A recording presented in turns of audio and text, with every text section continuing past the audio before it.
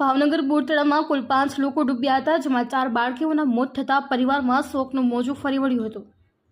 ભાવનગર શહેરમાં આજે બોરતળાવ ખાતે બપોરે 12 વાગે દુઃખદ ઘટના બની હતી, જેમાં પોતાની માતાની સાથે બાળકો બોરતળાવ ખાતે કપડાં ધોવા ગયા હતા, જે બાળકો પાણીમાં નાહવા પડ્યા હતા। ઊંડા પાણીના પ્રવાહમાં બાળકીઓ અચાનક ડૂબવા લાગતા મહિલાઓ દ્વારા બૂમાબૂમ કરતા સ્થાનિક લોકો એકત્રિત થયા હતા।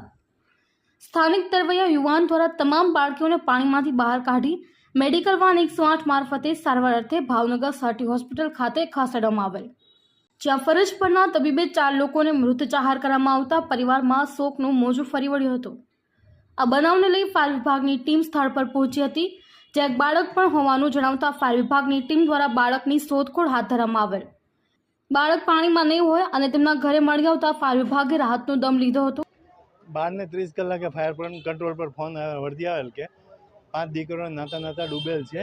તુરંત ઘટના સ્થળે પહોંચી તપાસ કરતા સ્થાનિક માણસોએ એને બહાર કાઢેલ હતી અને હોસ્પિટલમાં એડમિટ કરવા માટે 108 દ્વારા હોસ્પિટલ મોકલેલ છે। એમાંથી અત્યારે હોસ્પિટલ આવ્યા છીએ, તપાસ કરી છે। એમાંથી 4 ડેથ થઈ ગયેલ છે ને એક રેસ્ક્યુ કરીને બચાવ કરેલ હતો, એ બચી ગયેલ છે દીકરી। જ્યારે આ બનાવની જાણ ભાવનગર જિલ્લા કલેક્ટર સહિત મનપાના કમિશનરને થતાં તાત્કાલિક હોસ્પિટલ ખાતે પહોંચ્યા હતા। મૃતક પરિવારને આશ્વાસન પાઠવી દુઃખ વ્યક્ત કર્યું હતું।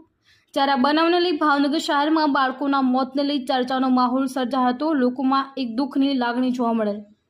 અશ્વિન ગોહેલ, જી ન્યૂઝ, ભાવનગર।